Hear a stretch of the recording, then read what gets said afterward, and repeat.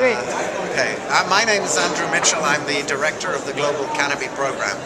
And we are responsible for the Little Red Desk here at the COP, where we've got the Little Red Book going out and the Little Climate Finance book as well. We try to make red simple. And I think for me, one of the things that's interesting is that we should understand that red is just accounting for one of the ecosystem services that forests provide, the carbon cycle. These huge forests like those in the Amazon, they store a lot of carbon. They take carbon out of the atmosphere. Globally, that's around 4.8 billion tons of CO2 every year has been sucked out of the atmosphere by forests.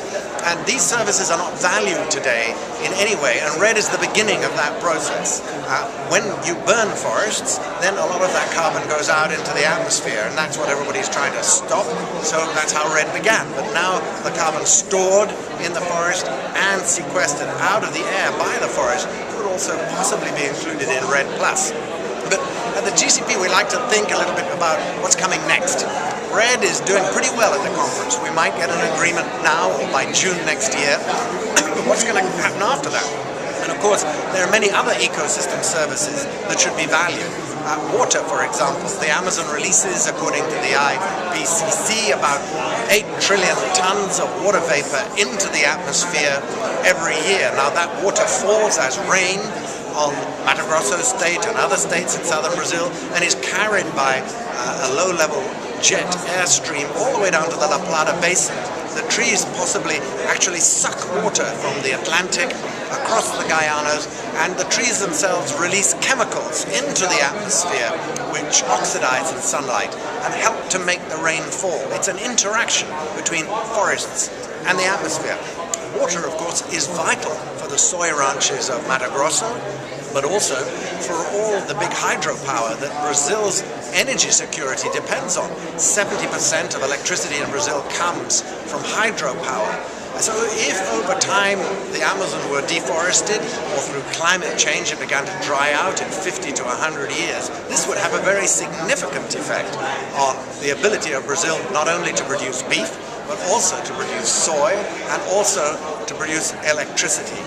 And so these kinds of services are hugely valuable for the future, but it doesn't stop there. It also cools the land surface. The water coming off is like an air conditioning unit.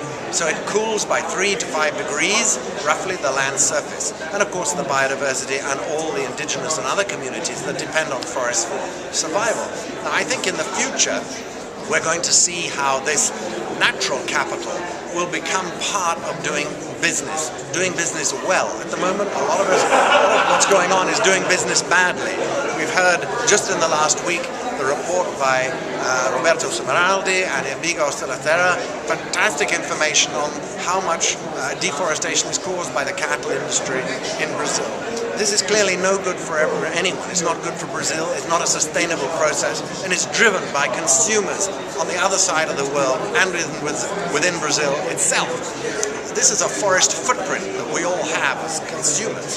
And so we need to understand what our forest footprint is and the cost of eroding ecological services needs to be put into the price of the goods we eat and we use from places like forests. So in the future, I see these forests as being regarded like an eco-utility or a sort of eco-infrastructure that the world cannot afford to do without. And in the future, these eco-infrastructures are going to be hugely valuable to the countries which own them. So for Latin America, it has something to offer the world, which is now going to be valued in a new way. And this will change the relationship between Latin America and the United States and Latin America and Europe, because it's the biggest asset holder in the world of natural capital.